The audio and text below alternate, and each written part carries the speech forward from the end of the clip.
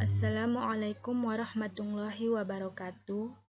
Nama saya Anggi Akmalas Arimunte. Di sini saya akan mempresentasikan tentang pembangunan dan lingkungan hidup.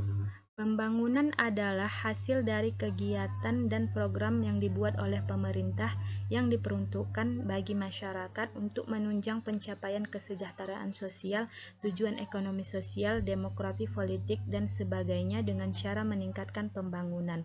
Pembangunan adalah suatu usaha atau rangkaian kegiatan usaha, pertumbuhan, dan perubahan yang terancam dan dilaksanakan secara sadar oleh suatu bangsa dan negara serta pemerintah dalam rangka pembinaan bangsa. Lingkungan hidup itu sendiri adalah sumber daya alam, merupakan anugerah dari Tuhan Yang Maha Esa yang wajib untuk kita jaga, kita lestarikan, kita kembangkan kemampuannya agar tetap dapat menjadi sumber dan penunjang kehidupan manusia dan makhluk hidup lainnya demi kelangsungan hidupnya. Untuk mencapai kebahagiaan lahir dan batin antara manusia dan lingkungan hidup, terdapat hubungan timbal balik yang selalu harus kita bina dan dikembangkan agar tetap selaras dan serasi dalam keseimbangan yang dinamis.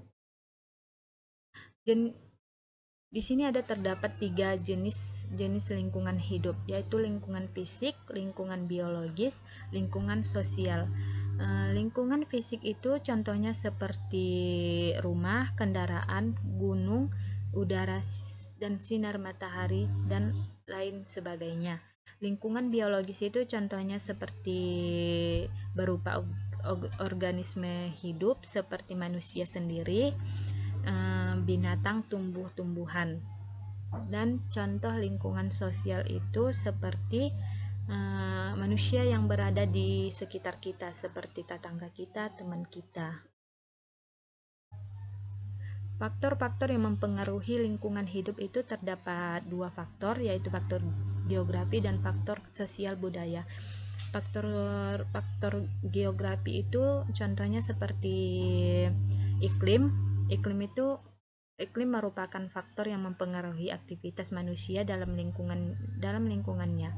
Iklim yang ekstrem dapat menjadi pembatas bagi aktivitas manusia. Dan termasuk juga tentang perubahan cuaca, merupakan faktor yang di satu sisi suhu yang ekstrem dapat menjadi pembatas bagi manusia, sedangkan di sisi lain suhu yang beragam dapat membuat manusia menjadi lebih kreatif dan inovatif dalam mengatasi perubahan tersebut. Dan termasuk juga tentang kesuburan tanah, merupakan faktor yang cukup berpengaruh terutama bagi daerah agraris, karena dengan tanah yang subur sebagai daya dukung lingkungan tersebut nilainya jauh lebih tinggi daripada daerah yang kurang subur. Faktor sosial itu contohnya seperti tingkat ilmu yang dimiliki oleh masyarakat dapat meningkatkan kesadaran akan pentingnya lingkungan bagi manusia. Tingkat pengetahuannya, tingkat teknologinya, dan perilaku manusia itu sendiri dapat meningkatkan nilai daya dukung lingkungan. Pembangunan berkelanjutan.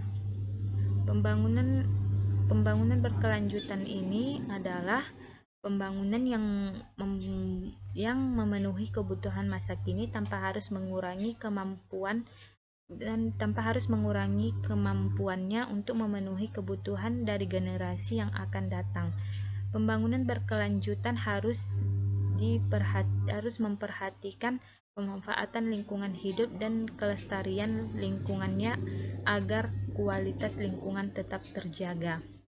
Upaya dalam pelestarian lingkungan hidup dalam pembangunan berkelanjutan ini untuk mewujudkan kehidupan adil dan makmur bagi rakyatnya tanpa harus menimbulkan kerusakan lingkungan, dan ditindaklanjuti dengan penyusunan program pembangunan berkelanjutan yang sering disebut sebagai pembangunan berwawasan lingkungan. Pemerintah berkewajiban untuk menumbuhkan dan mengembangkan kesadaran masyarakat akan pentingnya untuk menjaga, merawat, serta melestarikan lingkungan hidup. Dalam upaya ini, pemerintah itu membuat program penyuluhan, bimbingan, pendidikan dan penelitian tentang lingkungan hidup. Pembangunan berkelanjutan ini terdapat dampak positif dan dampak negatifnya. Dampak positifnya itu ada beberapa dampak positifnya itu sebagai contoh menambah penghasilan penduduk sehingga meningkatkan kemakmuran, perindustrian menghasilkan aneka barang yang dibutuhkan oleh masyarakat, perindustrian memperbesar kegunaan bahan mentah, perindustrian dapat memperluas lapangan pekerjaan bagi penduduk dan mengurangi ketergantungan negara pada produk luar negeri. Dapat merangsang masyarakat untuk meningkatkan pengetahuan tentang industri.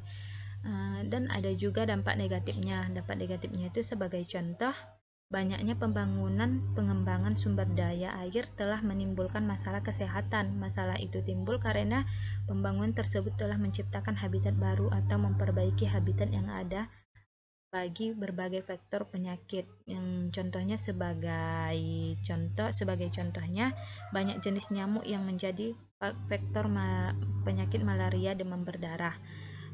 Pencemaran udara oleh mobil yang terdapat di kota-kota besar seperti contohnya Jakarta, Bogor, Bandung, Surabaya, Medan dan kota besar lainnya yang ada di Indonesia. Pencemaran oleh limbah industri makin banyak diberikan di banyak daerah karena kerusakan tata lahan dan tata air tersebut. Laju erosi dan frekuensi banjir meningkat. Beberapa jenis pencemaran terhadap lingkungan akan saya jelaskan sebagai berikut. Pencemaran tanah. Contohnya seperti pembuangan ampas kimia dan plastik bekas, pembungkus serta botol bekas.